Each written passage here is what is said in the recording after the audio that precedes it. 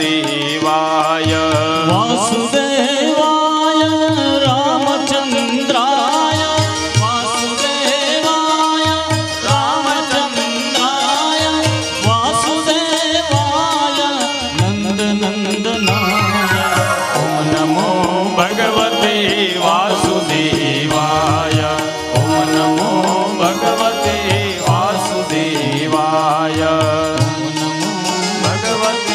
वासुदेवाय। बोले भक्तवत्सल भगवान की। 5 મહિના સુધી ધ્રુવજી આ પ્રમાણે તપ કર્યું. પછી 6ઠા મહિને ધ્રુવજીએ પોતાના એ સંયમમાં પણ વધારો કર્યો. પોતે જે એક પગે ઊભા હતા એમાં પણ હવે એક પગે, અને એ એક પગના માત્ર અંગૂઠા ઉપર ઊભા રહી અને ધ્રુવજીએ તપ શરૂ કર્યું. એક અંગૂઠા ઉપર ધ્રુવજી ઊભા રહ્યા. એવું કહેવાય છે કે અંગૂઠાના વજનથી આખી પૃથ્વી ત્રાસી થઈ ગઈ. ધ્રુવજીનું તપોબળ એટલું બધું વધી ગયું કે એ તપના પ્રભાવે સમગ્ર જગત પ્રકાશિત થઈ ઉઠ્યું. ધ્રુવજી મહારાજના એ તપના પ્રતાપે ઇન્દ્રનું ઇન્દ્રાસન પણ ડોલવા લાગ્યું. બધા જ દેવતાઓ ગભરાઈ ગયા, ઋષિ મુનિઓ પણ ગભરાઈ ગયા. વિચાર કરે આ તે શું થવા બેઠું છે. બધા જ દેવતાઓ ઋષિ મુનિઓ ગભરાઈ અને ભગવાન નારાયણ પાસે પહોંચી ગયા. કહેવા લાગ્યા કે હે ભગવાન, આ પૃથ્વી ઉપર કંઈક અનર્થો થવા લાગ્યા છે. આખી પૃથ્વીને બાળી મૂકે એવું કંઈક તેજ ચહુઓર પથરાઈ રહ્યું છે. ધરા ધ્રુજવા લાગી છે. ઇન્દ્રનું ઇન્દ્રાસન પણ ડોલી રહ્યું છે. આ તે શું થવા બેઠું છે. ભગવાને બધાએ દેવતાઓને કહ્યું આપ કોઈ ગભરાશો નહીં. માં ભૈષ્ઠમ બાલમ તપસો દુરત્યયા નિર્વર્તયિષ્યે પ્રતિયાત સ્વધામ યતો હિ વહ પ્રાણ નિરોધ આસિત એતાન પાદિર્મયી સંગતાત્મા. ભગવાન બધા દેવતાઓને કહે આપ કોઈ ગભરાશો નહીં. મારો બાળક ધ્રુવ મારું તપ કરે છે અને એ તપના પ્રભાવે આપ સૌ આ બધા આશ્ચર્યોને જુઓ છો. આપ ચિંતા ન કરો, હું હમણાં જ એ ધ્રુવ બાળક પાસે જાઉં છું અને એના તપને પૂર્ણ કરાવું છું. ભગવાને આ પ્રમાણે આશ્વાસન આપ્યું એટલે બધા દેવતાઓ એમને પ્રણામ કરી પોતાના ધામે પધાર્યા. અને આ બાજુ ભગવાને તુરત જ ત્યાંથી અંતર ધ્યાન થઈ અને જે જગ્યાએ ધ્રુવજી મહારાજ તપ કરવા માટે બિરાજમાન છે એ જગ્યાએ આવ્યા છે. ધ્રુવ તપ કરે છે, ભગવાનના નામ સ્મરણમાં, ભગવાનના મંત્ર જાપમાં લીન છે. ઓમ નમો ભગવતે વાસુદેવાય.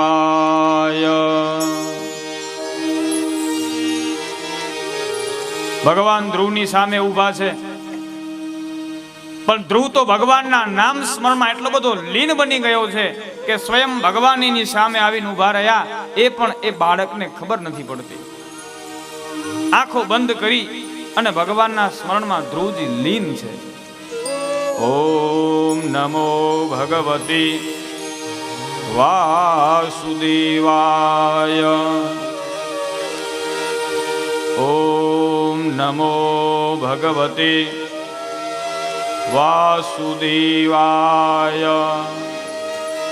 ભગવાન પ્રતીક્ષા કરે છે કે હમણાં ધ્રુવ આંખો ખોલે અને મને જુએ. ઘણી બધી વાર સુધી ભગવાન ઉભા રહ્યા, પણ ધ્રુવજી મહારાજ આંખો ખોલતા નથી. એ તો ભગવાનના નામમાં જ લીન છે.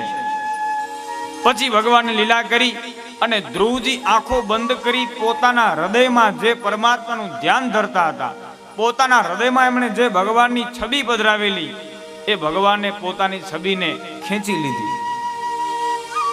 ધ્રુવજી આંખો બંધ કરી ભગવાનના દર્શન કરતા હતા, ભગવાને છબીને ખેંચી લીધી. એટલે ભગવાનના દર્શન થતા બંધ થયા, ભગવાન દેખાયા નહીં. ધ્રુવજી બેબાકડા બની ગયા અને ભગવાનને શોધવા માટે, ભગવાનને જોવા માટે ધ્રુવજી આંખો ખોલી તો જે ભગવાન એમના હૃદયમાં બિરાજમાન હતા એ જ ભગવાનને સાક્ષાત એમની સામે ઉભેલા હતા. ધ્રુવજીએ ભગવાનને જોઈ બે હાથ જોડી અને ભગવાનની સમક્ષ ઉભા રહી ગયા, એકદમ મંત્ર મુગ્ધ બની ગયા છે. ધ્રુવજીને ભગવાનની સ્તુતિ કરવી છે, ભગવાનને પ્રાર્થના કરવી છે, પણ આ 5 વર્ષના બાળકને શું મંત્રો આવડે, શું ભગવાનની સ્તુતિ આવડે? ભગવાન સમજી ગયા છે કે ધ્રુવને કંઈ કહેવું છે, પણ એ કંઈ કહી શકતો નથી. પોતાના હાથમાં જે શંખ હતો એ શંખનો સ્પર્શ ભગવાને ધ્રુવના હોઠને કરાવ્યો છે, અને જ્યાં એ શંખનો સ્પર્શ થયો ત્યાં ધ્રુવજીને બ્રહ્મ જ્ઞાનની પ્રાપ્તિ થઈ છે. અને સુંદર શ્લોકોમાં એમણે ભગવાનની સ્તુતિ કરી છે. ધ્રુવ ઉવાચ યોવંતઃ પ્રવિશ્ય મમ વાચમીમાં પ્રસુપ્તાં સંજીવયત્યખિલ શક્તિધરઃ સ્વધામ્નાં અન્યાસ્ત હસ્તચરણ શ્રવણત્વગાદીન પ્રાણાન નમો ભગવતે પુરુષાય તુભ્યં. પ્રાણાન નમો ભગવતે પુરુષાય તુભ્યં.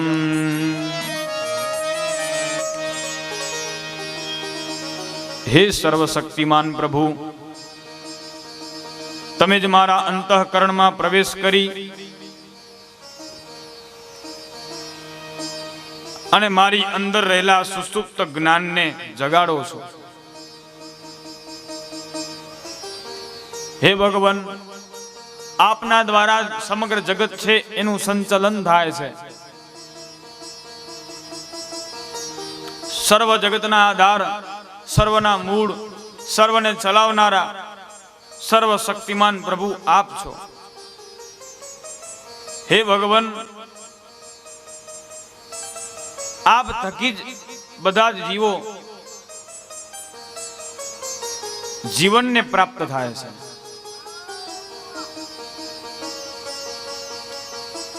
પ્રાણો, ઇન્દ્રિયો દરેકે દરેકને આપ જ બળ પૂરું પાડો છો. હે સર્વના નિયંતા, સર્વશક્તિમાન, અંતર્યામી પ્રભુ, હું આપને પ્રણામ કરું છું.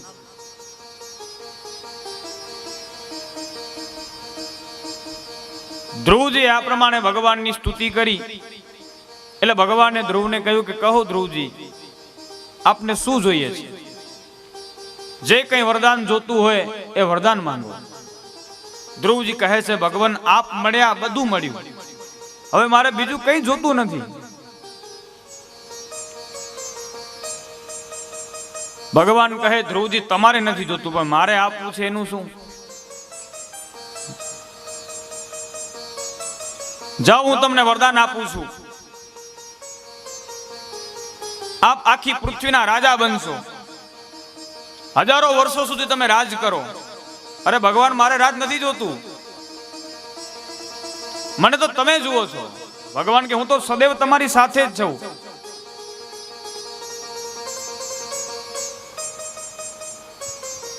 પણ એક બાપને પોતાના દીકરાને આગળ વધતો જોવાનો એક હરખ હોય.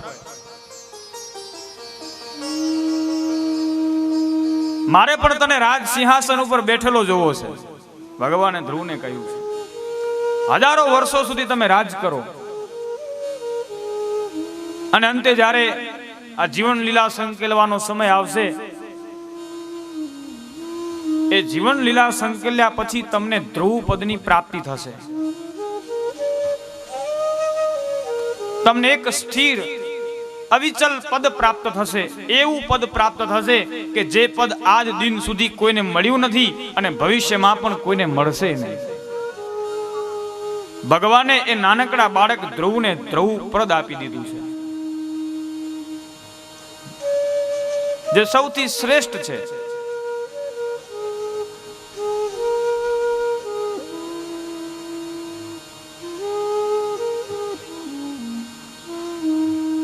યદ ગત્વા નિવર્તન્તિ તદ્ધામ પરમં મમ. જ્યાં ગયા પછી પાછું વળવાનું થતું નથી. જેને પ્રાપ્ત કર્યા પછી બીજી પણ અન્ય કોઈ વસ્તુ પ્રાપ્ત કરવાની રહેતી નથી. એવા અવિચલ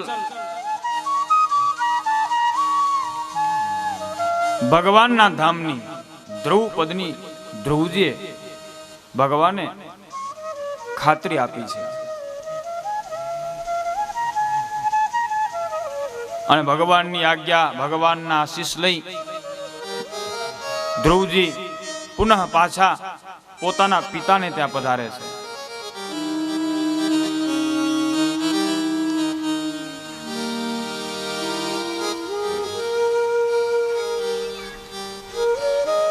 પાછા પિતાના નગરમાં આવ્યા. સમગ્ર નગરવાસીઓએ ધામધૂમથી ધ્રુવજીનું સામયું કર્યું છે, સ્વાગત કર્યું છે. પહેલા ધ્રુવજીની કોઈ પૂછાય નહોતા કરતા. એ ધ્રુવ બાળકને રાજાના ખોડામાં બેસવું હોય તો એ બાળક પોતાના પિતાના ખોડામાં પણ નહોતો બેસી શકતો.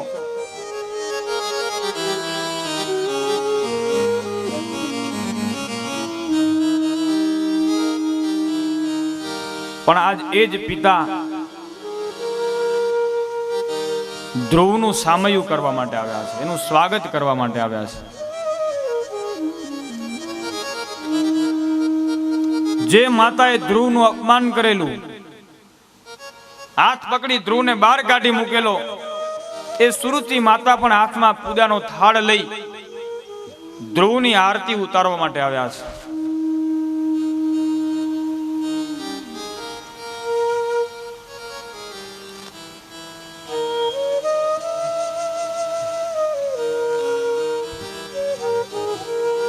શું કારણ?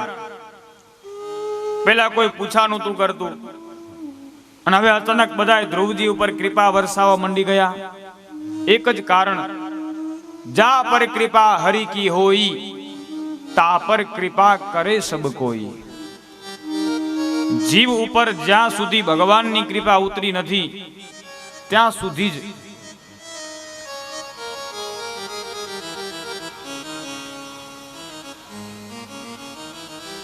એને જગતના અપમાનો સહન કરવા પડે છે.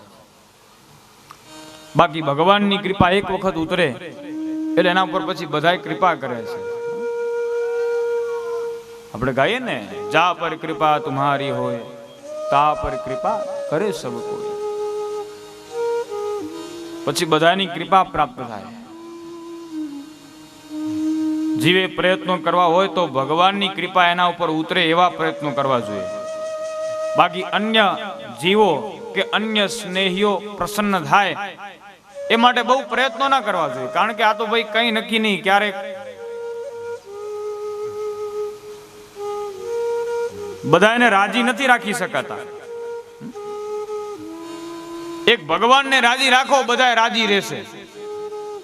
પણ આપણે ભગવાનને ભૂલી આ જગતને રાજી રાખવામાં એવા અટવાયા છે કે નથી એમાં આપણે ખુશ રહી શકતા કે નથી બીજાને ખુશ રાખી શકતા. એક ભગવાનને રાજી રાખો મહારાજ. જીવનમાં કોઈ પણ કર્મ કરો ને તો એક કર્મ કરતા પહેલા જરાક વિચારી લો કે હું આ જે કંઈ કર્મ કરવા માટે જઈ રહ્યો છું એનાથી ક્યાંક મારો ભગવાન નારાજ તો નહીં થઈ જાય ને. એક વખત વિચાર કરી લો અને પછી જ કર્મનું આરંભન કરો.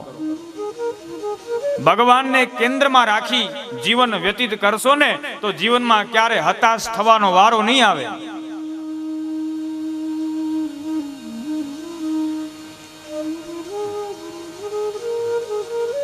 થોડોક બેઝ આપો ને મારા, થોડોક બેઝ આપો, થોડુંક તીખું લાગે મને, લુખું લાગે. તરબલ થોડુંક ઓછું કરી નાખો ને થોડું વોલ્યુમ આપો. હા,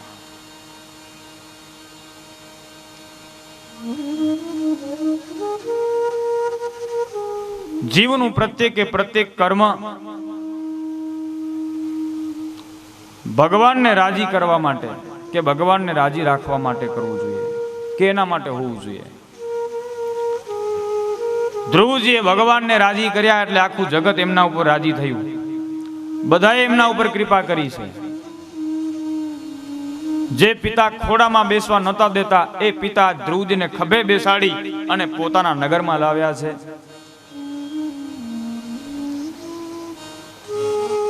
પછી સમય વીતતા ઉતાનપાદ રાજાએ પોતાનું રાજ્ય ધ્રુવજીને આપ્યું છે અને એ રાજાએ વન તરફ પ્રયાણ કર્યું છે. ધ્રુવજીનું રાજ્ય ચાલે. એક વખત ધ્રુવના ભાઈ ઉત્તમ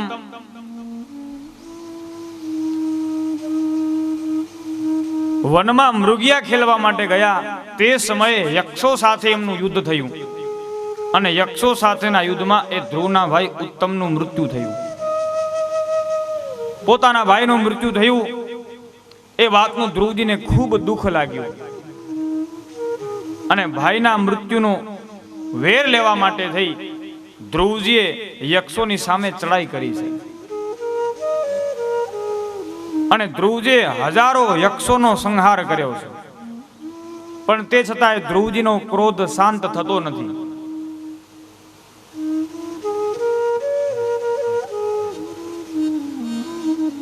બંને ભાઈઓ વચ્ચે કેટલો પ્રેમ હશે.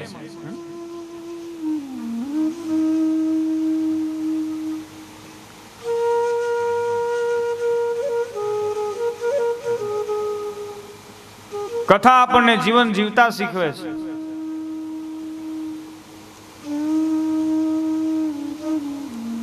ધ્રુવજી પરમ ભક્ત હતા ભગવાનના, ભગવાનને પામી ચૂકેલા હતા.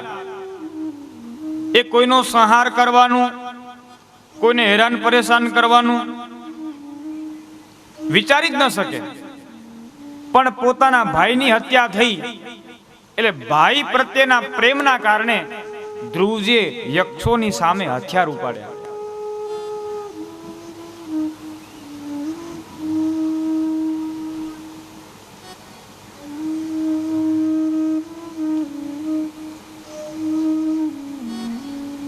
પરિવારમાં બે ભાઈઓ વચ્ચે જે પ્રેમ હોવો જોઈએ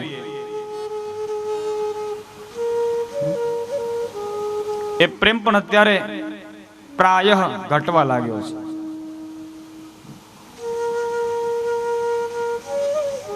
ધન સંપત્તિએ કે સાંસારિક વિષયો આપણને એટલા બધા આંધળા કરી નાખ્યા છે કે સાચી વસ્તુને આપણે જાણી શકતા નથી.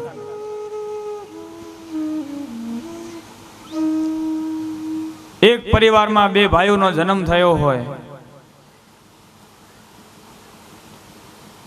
બંને ભાઈઓનું સાથે લાલન પાલન થયું હોય. પિતા ક્યાંય બહારે જાય, બે ભાઈઓ માટે કઈ વસ્તુ લાવવાની હોય તો બે ભાઈઓ માટે એક સરખી જ વસ્તુ લાવે. રમકડા એક સરખા લાવે,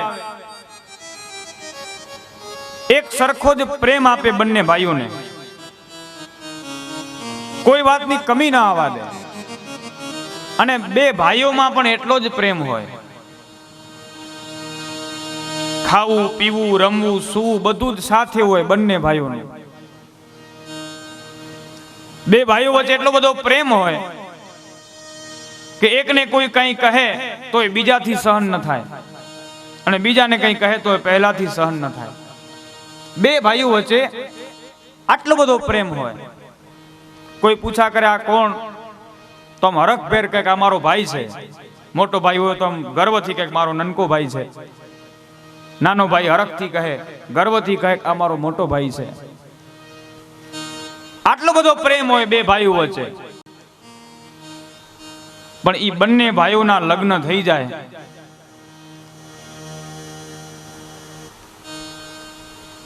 પછી ખબર નહીં કેમ એ ભાઈઓ મટી અને ભાગદાર બની જાય છે.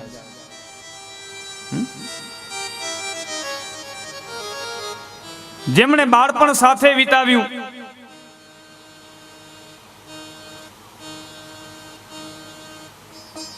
સારા નરસા દિવસો જેમણે સાથે વિતાવ્યા, કદાચ એક ભાઈને કઈ તકલીફ પડી હશે તો બીજાને જમવાનું નહીં ભાવ્યું હોય, આવો બે ભાઈઓ વચ્ચે પ્રેમ હતો. પણ ખબર નહીં એમના જીવનમાં એવું તે શું આવી ગયું કે બે ભાઈ મટી અને ભાગદાર બની ગયા. પરિવાર વિખાઈ ગયો, બે ભાઈઓ નોખા રહેવા માંડી ગયા, જુદા થઈ ગયા, પિતાની મિલકતના ભાગલા પડી ગયા. ઠીક છે,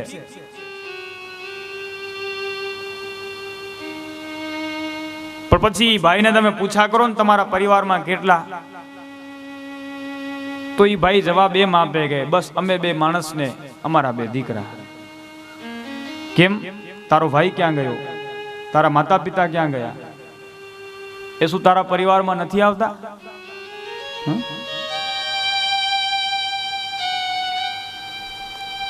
ધીરે ધીરે જીવ હવે એકલો થતો જાય છે.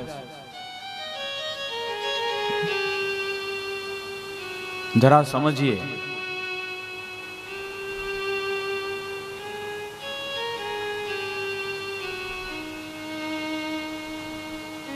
ખબર નહીં એવું તે શું થાય કે ભાઈઓ ભાગદાર બની જાય, પછી ભાઈ તરીકે બે વચ્ચે પ્રેમ નથી રહેતો. ભાઈઓમાં સ્નેહ હોવો જોઈએ, ભાઈઓમાં પ્રેમ હોવો જોઈએ.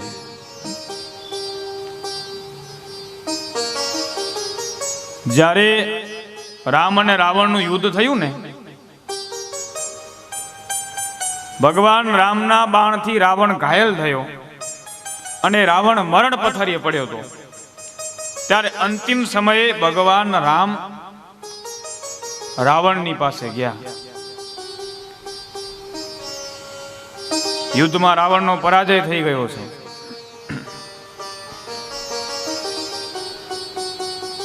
મૃત્યુની અણી ઉપર આવીને રાવણ ઊભો છે. ત્યારે રાવણે રામને કહ્યું, રામ, હું તમારા કરતા બધી રીતે શ્રેષ્ઠ છું. તમે ક્ષત્રિય છો, હું બ્રાહ્મણ છું. તમારા કરતા હું ઉચ્ચ વર્ણનો છું, શ્રેષ્ઠ છું. તમે પણ શંકર ભગવાનના ભક્ત છો, હું પણ શંકર ભગવાનનો ભક્ત છું. પણ તમારા કરતા એ શિવ ભક્તિ મારી વધારે છે. તમારા એક હાકલે શંકર ભગવાન અહીં આવે કે ના આવે ખબર નહીં, પણ હું હાકલો કરું એટલે શંકર નહીં કરીને આવવું પડે. તમારા કરતા પણ શિવ ભક્તિ મારી પાસે વધારે છે. અયોધ્યા નગરીમાં તમારો જે રાજમહેલ છે એ સોનાનો છે, જ્યારે મારી પાસે તો આખી આખી નગરી સોનાની છે. એ રીતે પણ હું તમારાથી શ્રેષ્ઠ છું. ઉંમરની દ્રષ્ટિએ પણ તમે મારાથી નાના છો, હું તમારાથી મોટો છું, શ્રેષ્ઠ છું. તમારી પાસે સેના પણ સાવ નાની એવી છે, વાનરો રીંછડાઓને તમે ભેગા કર્યા છે. મારી પાસે તો રાક્ષસોની વિશાળ સેના છે, બધા શક્તિશાળી છે, માયાવી છે. એ દ્રષ્ટિએ પણ હું તમારા કરતા શ્રેષ્ઠ છું. કોઈ વાત એવી નથી કે જેમાંથી હું તમારાથી ઉતરતો હોઉં. તો તે છતાંય આ યુદ્ધમાં મારો પરાજય અને તમારો વિજય કેમ થયો? હું કેમ હાર્યો અને તમે કેમ જીત્યા? એટલે ભગવાન રામે કીધું કે રાવણ, આમાં બીજું કઈ નથી. હું જીત્યો શા માટે અને તું હાર્યો શા માટે કહું? એક જ કારણ છે, મારી ભેગો મારો ભાઈ હતો અને તારી ભેગો તારો ભાઈ નહોતો.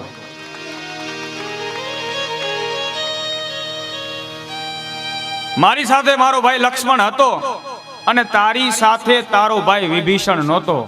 જો વિભીષણ તારી સાથે હોત ને તો તું કોઈ દિવસ હારત નહીં. અને વાતે સાચી, જો વિભીષણ રાવણની સાથે હોત તો ભગવાન રામને કોણ કહેત કે રાવણ આમ મરે છે?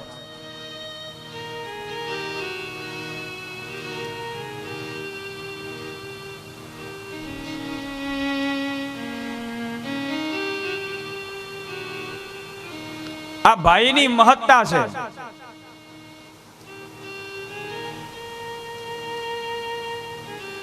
પણ અત્યારે પરિવાર બધાય વિખાઈ ગયા.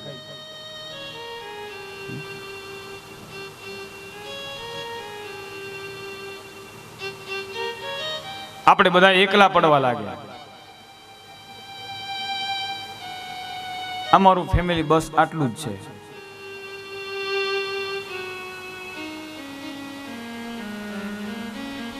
સંયુક્ત કુટુંબમાંથી આપણે બધાય વિભક્ત બની ગયા. બધાએ છૂટા પડી ગયા. બધાની વિચારસરણી, બધાની જીવનશૈલી સાવ અલગ થઈ ગઈ. ઠીક છે, કામ ધંધા હોય, બધા અલગ રહી, અલગ વાત છે, પણ નિરંતર પરિવારની સાથે જોડાયેલા રહીએ. સાવરણો છે ને, સાવરણો ઈ આમ બંધાયેલો હોય ને, બંધાયેલો એટલે ઈ કચરો સાફ કરે. પણ ઈ સાવરણો જ્યારે છૂટી જાય ને, ત્યારે ઈ સાવરણો ખુદ જ કચરો બની જતો હોય છે. એમ જીવ પણ જ્યાં સુધી પરિવારની સાથે બંધાયેલો છે ને, ત્યાં સુધી જ એ કંઈક સારા કાર્યો કરી શકશે. બાકી જેવો એ પરિવારથી છૂટો પડી ગયો ને, સમાજમાં એક કચરા રૂપ થઈ જશે.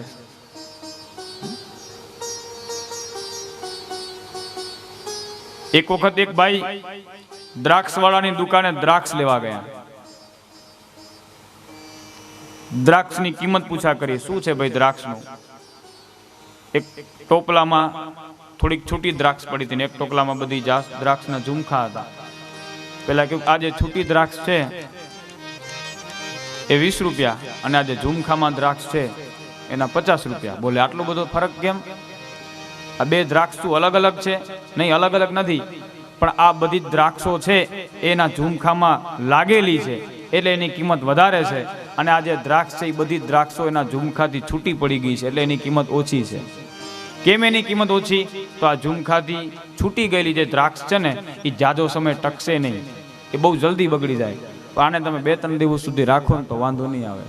એમ આપણે પણ આ ઝુમખાથી છૂટા પડી જાશું ને તો બહુ જલ્દી બગડી જાશું. બગડવું ન હોય ને તો પરિવાર સાથે રહ્યો.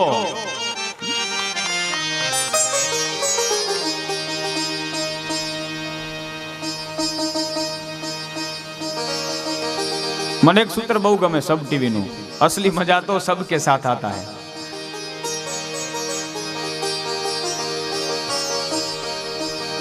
પરિવારમાં સાથે મળીને જે આનંદ પ્રાપ્ત થતો હોય એ એકલા એકલા જીવવામાં નથી વાલા.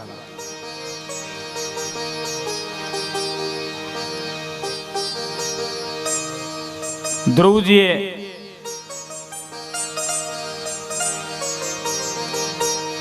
યક્ષો સાથે યુદ્ધ કર્યું, અનેક યક્ષોનો સંહાર કર્યો. કેટલા બધા લોકો ધ્રુવને સમજાવે પણ ધ્રુવજીનો ક્રોધ છે શાંત થતો નથી. અંતે એમના દાદા મનુ મહારાજ આવ્યા છે અને મનુ મહારાજે ધ્રુવજીને સમજાવ્યા છે. આપણે કહીએ ને ઘેઢા ગાડા પાછા વાળે, ગરડાઓની આટલી કિંમત છે. એમની પાસે અનુભવ રૂપી જ્ઞાન રહેલું છે. ભલે આપણે ગમે એટલું કેમ ભણી નથી ગયા, પણ વૃદ્ધ લોકોએ જે જીવન જીવી અને અનુભવ પ્રાપ્ત કર્યો છે એ તો આપણને ગમે એટલું ભણશું ને ગમે એટલા ચોપડા પીનશું તોય પ્રાપ્ત નથી થવાનો. કારણ કે એમણે જિંદગીને જીવી છે. અનેક સારા નરસા સમય એમણે જોયા છે.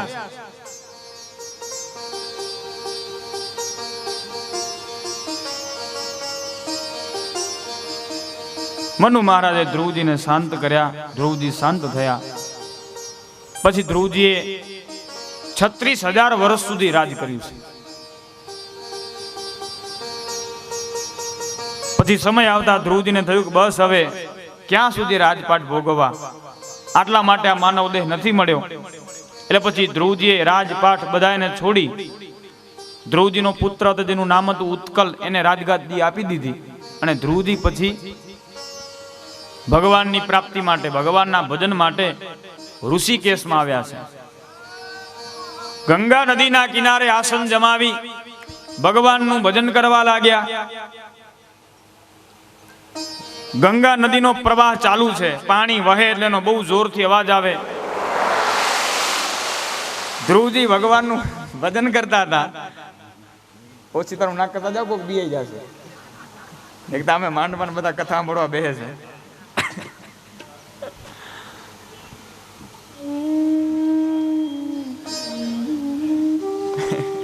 બોલે ભક્ત વત્સલ ભગવાન કી. એ ગંગા નદીનો પ્રવાહ ચાલે, બહુ જોર જોરથી અવાજ આવે. ભગવાનના ભજનમાં એ અવાજ છે થોડો ખલેલ રૂપ લાગ્યો ધ્રુવજીને.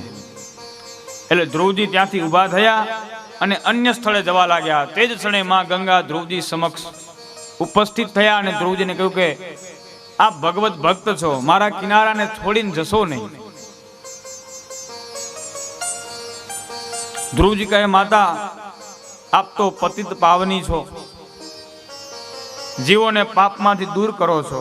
હું પણ આપના કિનારાને છોડીને જવા ઈચ્છતો નથી, પણ આપના જલનો આ જે પ્રવાહ છે એમાંથી જે ધ્વનિ નીકળે છે એ મને ભગવાનના ભજનમાં થોડોક વિક્ષેપ રૂપ થાય છે, માટે હું અન્ય સ્થળે ભગવાનના ભજન માટે જાઉં છું. ગંગાજી કહે, આપ આ કિનારાને છોડીને જશો નહીં, આપને વિક્ષેપ ન થાય એટલા માટે હું મારા જલ પ્રવાહને શાંત કરી દઈશ. અને પછી એક ક્ષણે ગંગા મૈયાએ પોતાનો જે ધોધ વહેતો હતો એ ધોધને શાંત કરી દીધો. પાણી તો વહે જ છે, પણ એ પાણી વહે છે એનો અવાજ બિલકુલ શાંત થઈ ગયો. અને આજે પણ ઋષિકેશમાં જાઓ, ત્યાં કને ધ્રુવ સ્થળી છે, જ્યાં કને ધ્રુવજી મહારાજે તપ કરેલું, અને એ જગ્યાએ ગંગા નદી વહે છે, પણ એકદમ શાંત છે ગંગાજી. અને એનાથી થોડે 2-3 કિલોમીટર આગળ જાઓ એટલે ગંગાજીનો એવો ધોધ પડે જેનો અતિ મધુર ધ્વનિ સંભળાય. પણ ધ્રુવ સ્થળી પાસે ગંગાજી એકદમ શાંત થયા છે અને આજે પણ શાંત છે. પછી ધ્રુવજીએ કને બેસી અને ભગવાનનું તપ કર્યું.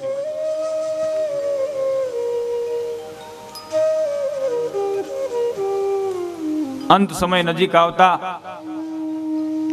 સુનંદ અને નંદ નામક ભગવાનના 2 પાર્ષદો વિમાન લઈ અને ધ્રુવજીને લેવા માટે આવ્યા છે. 2 હાથ જોડી ધ્રુવજી સમક્ષ ઉપસ્થિત થયા અને પ્રાર્થના કરી કે ચાલો મહારાજ, અમે આપને વૈકુંઠ ધામમાં લઈ જવા માટે આવ્યા છીએ, ભગવાન પાસે લઈ જવા માટે આવ્યા છીએ. ધ્રુવજી કહે છે, ઠીક છે, હું આપની સાથે ચાલું છું. હું તો આપની સાથે ચાલું, પણ પછી મારી માતાનું શું? મારી માતાને કઈ રીતે મુક્તિ મળશે?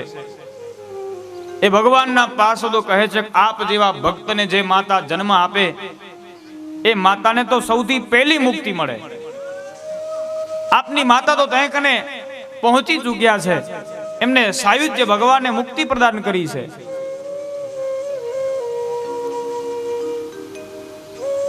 અને અંતે મૃત્યુ ઉપર પગ દઈ ધ્રુવજી મહારાજે વિમાનમાં બિરાજમાન થાય અને આકાશ માર્ગેથી એ પાર્ષદો ધ્રુવજીને ભગવાનના ધામમાં લઈ ગયા છે.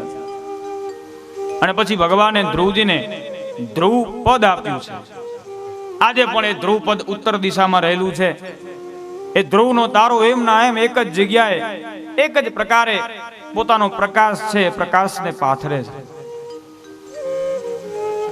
ધ્રુવ છે એ સ્થિર છે.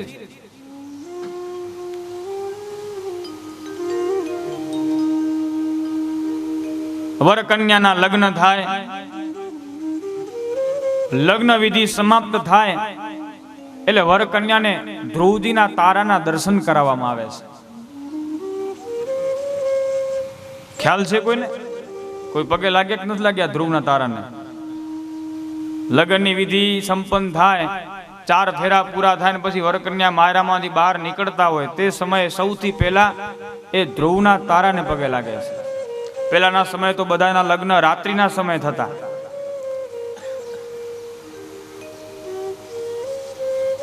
રાત્રિના સમય લગ્ન થતા એટલે બધાનું જીવન એકદમ રાત્રિ જેવું શીતળ અને શાંત રહેતું. અને અત્યારે ભર બપોરે લગ્ન થાય છે એટલે લગ્ન જીવનમાં પણ ભડાકા થઈ રહ્યા છે.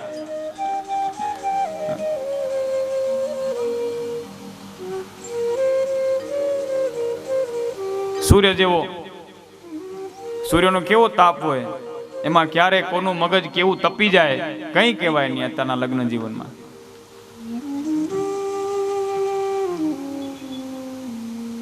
એમાં પતિ પત્નીના લઈને જે સાહિત્યકારો કે કલાકારો જે જોક બનાવ્યા છે, એકાદી વાત કરું પતિ પત્નીની કરું. એક ભાઈના પત્ની ગુજરી ગયા.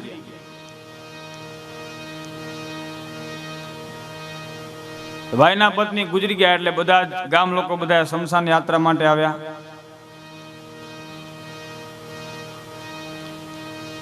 ગામ લોકો બધા અર્થી તૈયાર કરી. એ 4 જણા એ અર્થીને ઉપાડી, અર્થીને ઉપાડીને જ્યાં ઘરથી બહાર નીકળતા હતા ત્યાં ઘરના દરવાજા પાસે એક ખીલી હતી. એ ખીલીમાં એ અર્થી અટકાઈ ગઈ અને જ્યાં એ ખીલીમાં અર્થી અટકાણી ત્યાં જ પેલા ભાઈના પત્ની જીવતા થઈ ગયા, અર્થીમાં બેઠા થઈ ગયા. હવે જીવતા થઈ ગયા અને પછી શમશાનમાં લઈને જવાય તો પછી પ્રોગ્રામ બધો કર્યો કેન્સલ. પછી તો એ બેન 10 વર્ષ જીવ્યા, 10 વર્ષ જીવ્યા અને 10 વર્ષ પછી વળી પાછા ગુજરી ગયા. વળી પાછા ગામ લોકો બધા આવ્યા, અર્થી તૈયાર કરી, 4 જણા અર્થી ઉપાડી જ્યાં દરવાજાથી આમ બહાર લઈ જાય ત્યાં જ એ બેનનો પતિ આગળ આવીને ઊભો રહી ગયો. પેલા 4 જણાને કે આ વખતે જરા ખીલી સંભાળજો. ત્યારે એમાં ભટકાણીથી ઊભી થઈ ગઈ હતી. હવે ભટકાય ની ધ્યાન રાખજો, એને કેવો ત્રાસ દીધો હશે.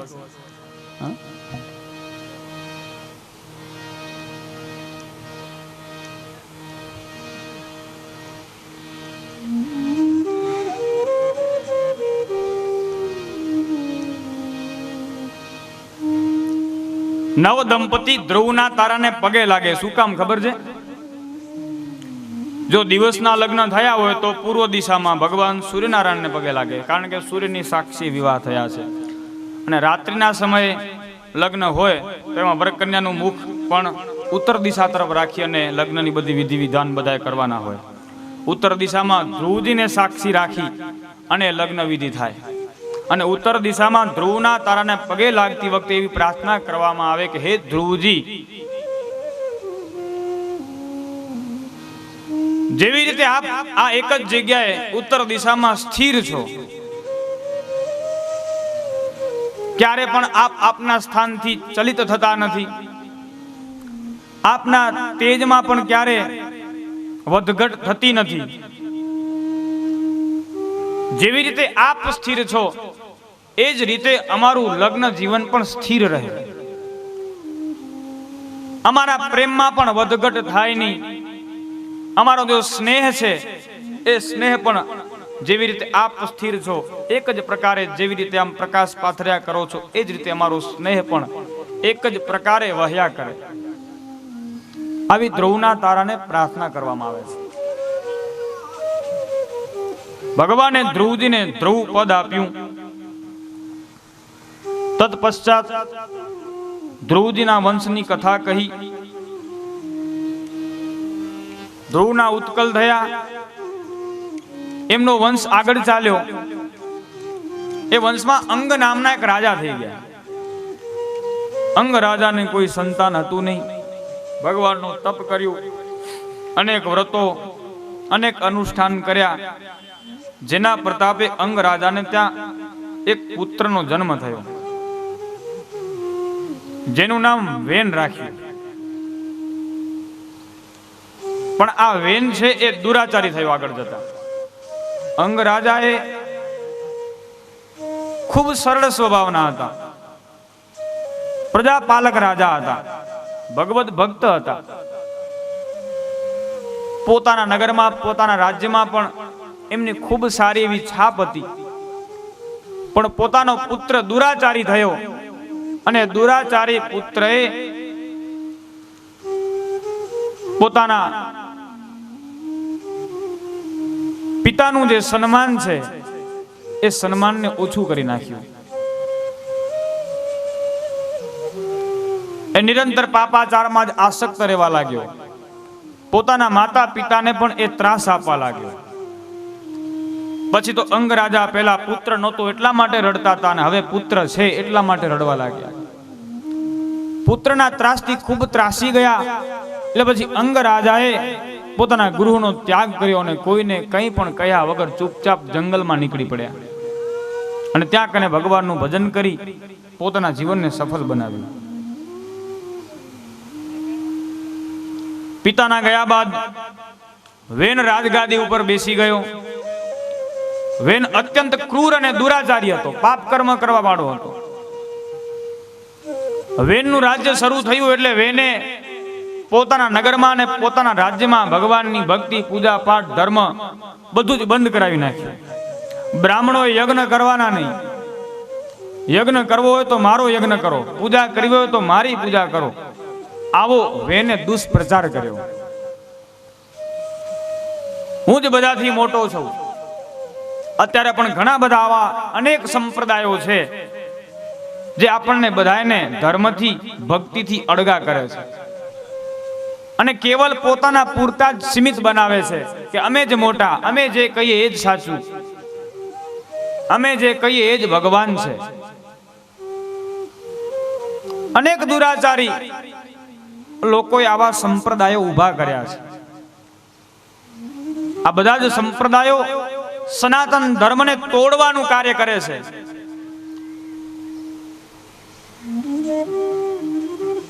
અનેક પ્રહારો કરવા છતાંય સનાતન ધર્મને ઊની આંચ પણ આવવાની નથી. કારણ કે સનાતન ધર્મ એટલો બધો વિશાળ છે.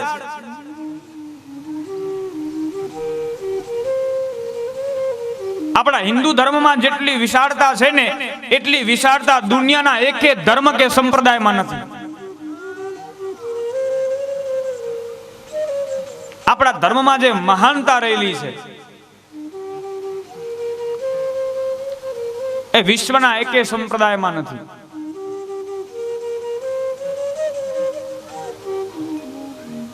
વિશ્વના કોઈ પણ સંપ્રદાયનો વ્યક્તિ હોય એ જ્યારે ભગવાનની પ્રાર્થના કરવા માટે બેસે ને ત્યારે એ જ પ્રાર્થના કરે કે ભગવાન અમારું કલ્યાણ કરજો, અમારા સંપ્રદાયના લોકોનું કલ્યાણ કરજો. પછી ગમે તે સંપ્રદાયનો હોય એ કેવલ પોતાના અને પોતાના પરિવાર કે પોતાના સંપ્રદાય પૂરતી જ પ્રાર્થના કરશે. પણ એક હિન્દુ સનાતની એ જ્યારે ભગવાનની પ્રાર્થના કરશે ને ત્યારે સૌથી પહેલું ભગવાનને કહેશે કે હે ભગવાન, બધાયનું ભલું કરજો. વિશ્વ માત્રના કલ્યાણની ભાવના એ સનાતનીઓમાં રહેલી છે. વિશ્વ માત્રના કલ્યાણની ભાવના. સર્વેત્ર સુખિનઃ સંતુ સર્વે સંતુ નિરામયા સર્વે ભદ્રાણિ પશ્યન્તુ મા કશ્ચિત દુઃખમાપ્નુયાત. સનાતન ધર્મ સર્વશ્રેષ્ઠ છે, વિશાળ છે. આ વેન રાજાએ પણ આવો દુષ્પ્રચાર કર્યો છે.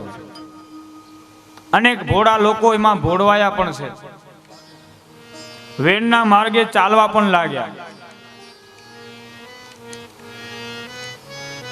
મનુષ્ય માત્ર કોઈ વ્યક્તિ કહે એ માર્ગે નહીં, પણ આપણા શાસ્ત્ર કહે ને એ માર્ગે ચાલવું જોઈએ. પણ શાસ્ત્રને વાંચવાનો, શાસ્ત્રને જાણવાનો આપણી પાસે સમય નથી અને પરિણામે આવા દંભી લોકો આપણો લાભ ઉઠાવી જાય છે.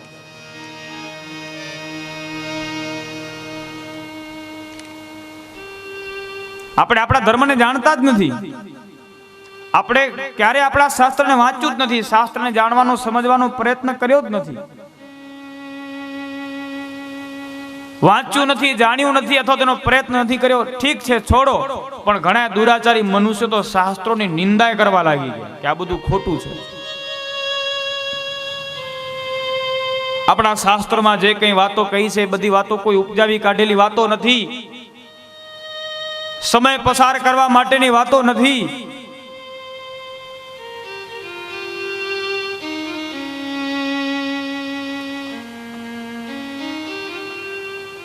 જીવન જીવવાની કલા આપણા શાસ્ત્રમાં બતાવી છે. કેમ જીવન જીવવું,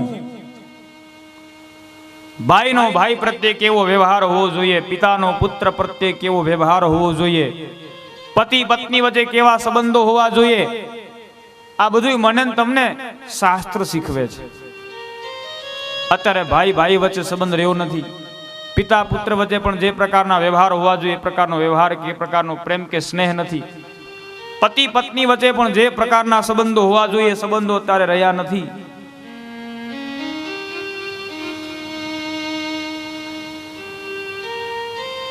દાંપત્ય જીવન વિલાસી નહીં પણ સત્સંગમય હોવું જોઈએ.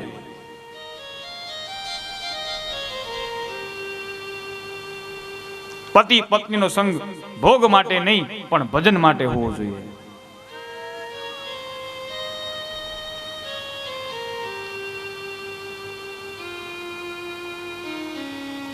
જીવન જીવવાની કલા આપણને શાસ્ત્ર સમજાવે છે મહારાજ, શાસ્ત્ર બતાવે છે. જીવન જીવતા આપણે ભૂલી ગયા છીએ કારણ આપણે શાસ્ત્રથી અડગા થયા છીએ. શાસ્ત્રો તો ખૂબ છે આપણી પાસે, સાહિત્ય ખૂબ છે, વાંચવાનો સમય નથી. યોગ્ય વ્યક્તિ પાસે એ શાસ્ત્રને સાંભળવાનો આપણી પાસે સમય નથી. અન્ય વ્યર્થ વાતો માટે ઘણો સમય છે. આપણે કથામાં તો ખૂબ જઈએ પણ કથાની દ્રષ્ટિએ નથી જતા. કેવલ વ્યવહાર નિભાવવા માટે આપણે કથામાં જઈએ છીએ કે ફલાણા ભાઈને ત્યાં કથા છે, એમનું આમંત્રણ છે, જવું જોશે, જવું પડશે. આમ પરાણે પરાણે આવીએ છીએ આપણે કથામાં.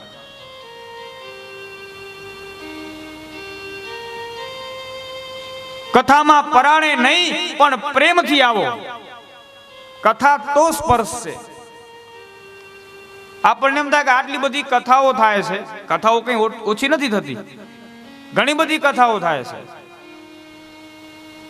ચારેકો દ્રષ્ટિ કરો તો 5, 10, 15 કિલોમીટર ક્યાંક ને ક્યાંક કથા ચાલુ હશે.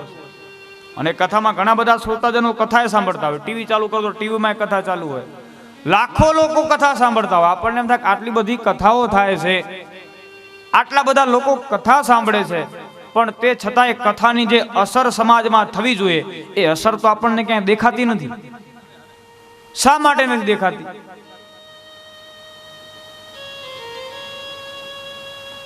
એનું કારણ એ કે આપણે કથામાં કથાની દ્રષ્ટિએ જતા નથી. અને કથામાં જઈએ છીએ, આપણે કથામાં બેઠા છીએ પણ આપણું મન કથામાં નથી બેઠું. આપણે કથામાં બેઠા છીએ પણ કથાને આપણે આપણી અંદર બેસાડી નથી. દિવસ દરમિયાન તમે કથા સાંભળો તો કેટલા કલાક કથા સાંભળો? વધારેમાં વધારે 3 થી 4 કલાક કથા સાંભળીએ. 4 કલાક કથા સાંભળીએ, બાકીના 17-18 કલાક આપણે શું કરીએ?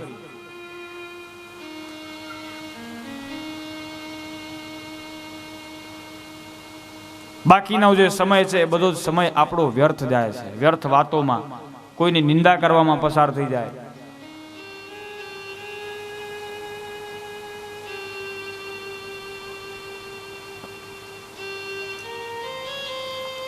કામ વગરની વ્યર્થ વાતોમાં જ આપણે બીજો સમય છે વેડફી નાખીએ છીએ.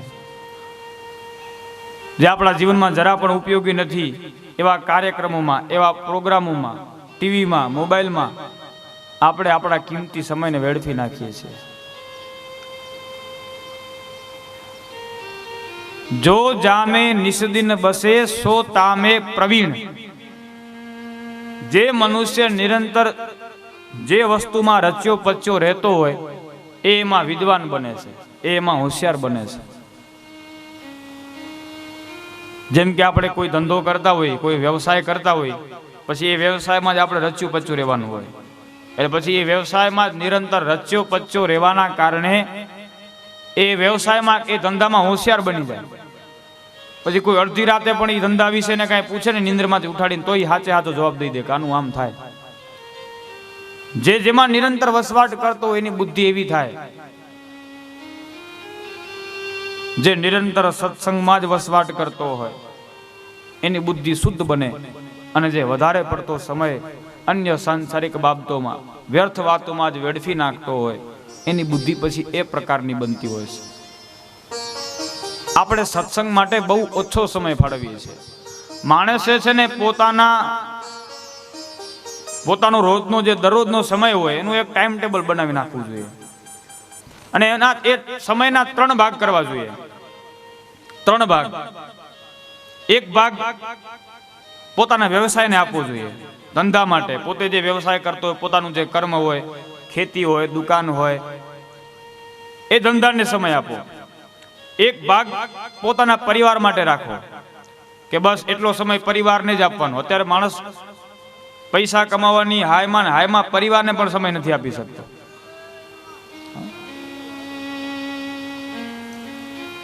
ત્રણ ભાગ કરો, એક વ્યવસાય માટે, એક પરિવાર માટે અને એક સત્સંગ માટે.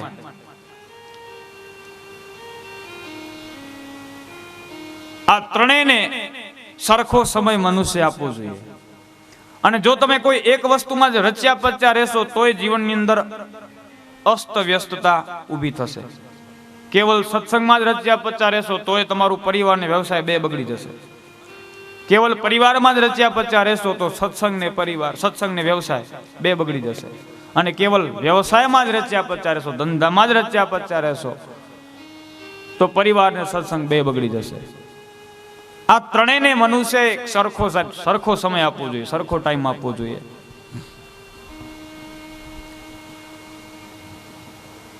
પરિવાર, વ્યવસાય અને સત્સંગ, તો આપણું જીવન સફળ થશે. પણ અત્યારે આપણે આ ત્રણેય વસ્તુમાંથી એકેને સરખો ન્યાય નથી આપતા.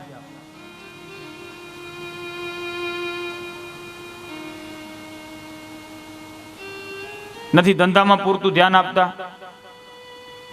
જીવન એટલું બધું વિલાસી બની ગયું છે, એટલું બધું આળસુ બની ગયું છે કે કામ કરવું અત્યારે કોઈને પોસાતું નથી. મહેનત તો સાવ નીકળી ગઈ છે. આપણી બુદ્ધિ છે ને એકદમ મૂઢ બની ગઈ છે આ ટીવી ને મોબાઈલ ને કારણે.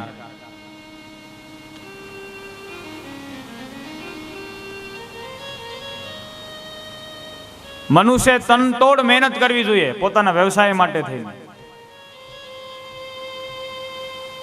અને મહેનત પરિશ્રમ વગર વ્યક્તિને ક્યારે પણ સફળતા પ્રાપ્ત થતી નથી. અત્યારે ટીવીના હિન્દી ફિલ્મો જોઈ જોઈને દરેકને શોર્ટકટ કમાઈ જ લેવું છે તાત્કાલિક, રાતોરાત કરોડપતિ બની જવું છે. એમ રાતોરાત કોઈ કરોડપતિ ન બને વાલા, મહેનત કરવી પડે, પૂરતો સમય ફાળવો પડે. અને મહેનત કરો એટલે અવશ્ય પ્રાપ્ત થાય. હું ઘણી વખત યાદ કરું કથામાં,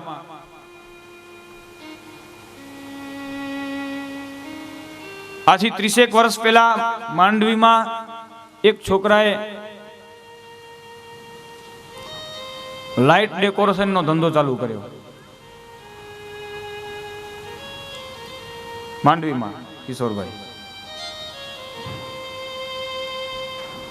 એ ભાઈ પોતે લાયજાના નલિન મહારાજ, બાળા, માંડવી પાસેનું બાળા ગામ, ત્યાંના મૂળ, પણ લાઇટ ડેકોરેશનનો ધંધો ચાલુ કર્યો. એટલે સાયકલ લઈ બાળાથી માંડવી થોડીક ટ્યુબલાઇટ, થોડાક બલ્બ આવું લાવી અને લાઇટ ડેકોરેશનનું કામ એને ચાલુ કર્યું આટલી વસ્તુથી. પછી ધીરે ધીરે એને પોતાના એ વિષયમાં એટલી બધી મહેનત કરી, એટલો બધો પરિશ્રમ કર્યો કે સમય જતા એ વ્યક્તિ વિશાળ મોટા એવા બિઝનેસ, લાઇટ ડેકોરેશન અને મંડપ સર્વિસનો માલિક બની ગયો. અને આજથી થોડાક વર્ષો પહેલા મોરારી બાપુની કથા હતી રણમાં, કચ્છના રણમાં. તો એ મોરારી બાપુની સંપૂર્ણ જે કથા હતી એ કથામાં એનો ડોમ મંડપ, એનું મંડપ બધું જ એને લગાવેલું. પછી ભુજમાં રમેશભાઈ ઓઝાની કથા હતી તો તે સમય પણ એનો મંડપ હતો. આટલો બધો મોટો એ મંડપ બિઝનેસનો માલિક બની ગયો. અને 2 વર્ષ પહેલા લલિયાણામાં અમારી કથા હતી, તે સમયે પણ એમણે જ મંડપની સેવા આપેલી. મહેનત કરો તો પ્રાપ્ત થાય, બાકી રાતોરાત કોઈ કરોડપતિ થઈ જતું નથી. રાતોરાત કોઈ સફળ બની જતું નથી. એ વ્યક્તિએ 25-30 વર્ષ સુધી તનતોડ મહેનત કરી.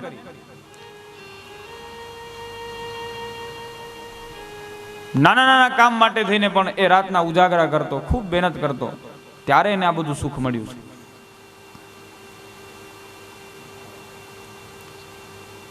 અમારા લલિયાણાના મહાવીરસિંહને પણ હું યાદ કરું ઘણી વખત કથામાં. એ મહાવીરસિંહ પેલા મુંબઈ નોકરી કરતા હતા અને સાથે કંઈક ધંધાની શરૂઆત કરી અને ધંધો એમનો ચાલ્યો નહીં. ધંધામાં વિફળ ગયા, માથે લેણું થઈ ગયું.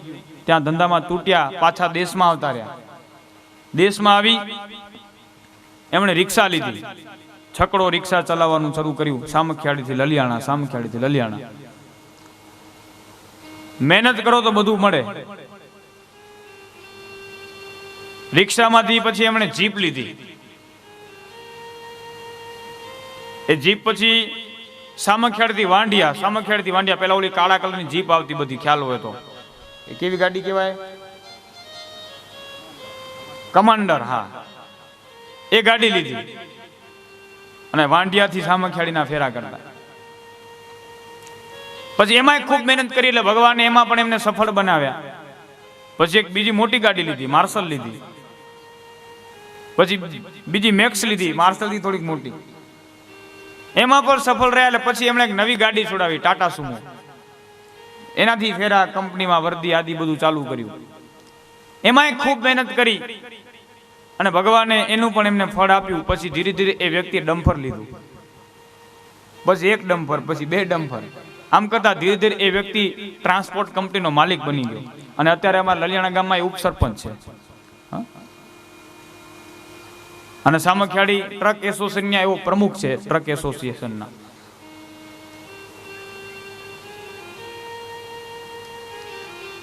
મહેનત કરો તો બધું પ્રાપ્ત થાય, બાકી આપણે મહેનત કરવી નથી. અને અત્યારની યુવા પેઢીના તો હાડકા એટલા બધા આરામના થઈ ગયા. અને તમે કહો ને બસ સ્ટેન્ડ જરાક આ વસ્તુ જઈને લઈ આવતો, તો એ હાલીને નહીં જાય. કોઈકનું બાઇક હોય જશે, બાઇક હોય તો જવું, કે ચાલીને હું જાઉં નહીં. અને આપણા વડીલો અહીંયાથી લલિયાણા હાલીને જવું હોય તો આળસ ના કરતા. સામખિયાળી જવું હોય તો ચાલીને પગપાળા, વાહન મળે ન મળે.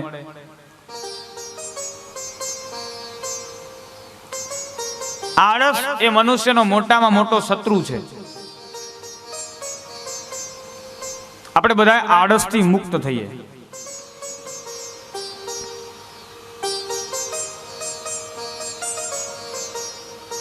વ્યવસાયને, વ્યાપારને, ધંધાને પૂરતો સમય આપો.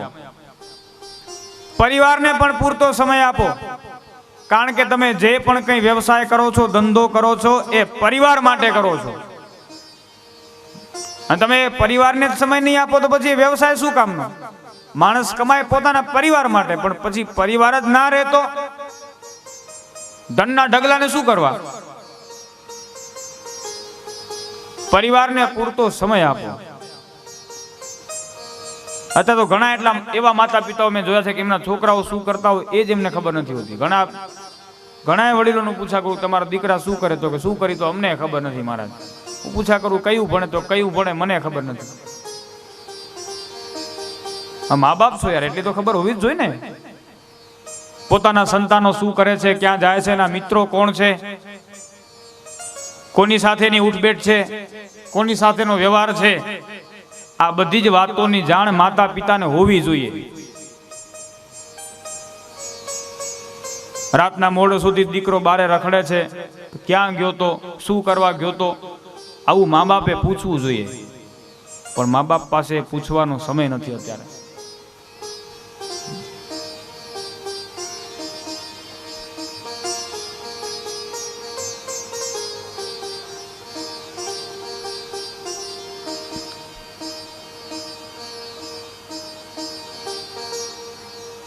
પોતાના સંતાનોને ખૂબ સાચવીએ, પરિવારને પૂરતો સમય આપીએ.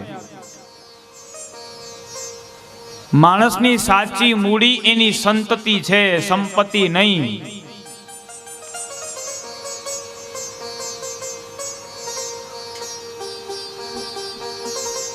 સત્સંગ માટે પણ સમય ફાળવો. જીવન સફળ થશે. પણ આ વેન રાજા દુરાચારી થયો, દુષ્પ્રચાર કર્યો છે.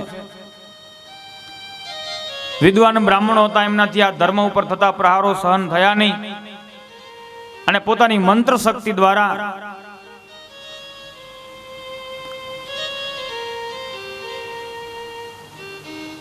વેનના દેહમાંથી પ્રાણોને હરી લીધા છે. વેનનું મૃત્યુ થયું. હવે રાજા કોઈ હતો નહીં, એટલે રાજ્યના સંચાલન માટે રાજા તો જોઈએ, નહીતર રાજ્યની વ્યવસ્થા બધી બગડી જાય. એ પછી આ બધા જ ઋષિઓએ એ વેનના શરીરનું મંથન કર્યું, તો એમાંથી એક કાળો ઠીંગણો પુરુષ ઉત્પન્ન થયો. જે વેનનું પાપ હતું એ પાપ પ્રથમ ઉત્પન્ન થયું છે. એ વેનના શરીરમાંથી નિષિદ્ધ ઉત્પન્ન થયો. બધા જ ઋષિઓને આજ્ઞા આપી તું જંગલમાં જતો રહે, વનમાં વસવાટ કર. અને અહીંથી નિષાદ પ્રજાની શરૂઆત થઈ. જે ઠીંગણો પુરુષ હતો એનો સંસાર આગળ ચાલ્યો અને એના બધા જ નિષાદો થયા, જે બધા વનમાં રહે છે, વનવાસી, આદિવાસી, ભીલ આદિ બધા. તત્પશ્ચાત ફરીથી વેનના શરીરનું મંથન કર્યું, એટલે માંથી એક અદ્ભુત દિવ્ય શરીર વાળા પુરુષનું પ્રાગટ્ય થયું. એ મહારાજા પૃથુ હતા, જે ભગવાન નારાયણનો અવતાર છે. બોલીએ પૃથુ મહારાજ કી. પૃથુ ભગવાનનું પ્રાગટ્ય થયું.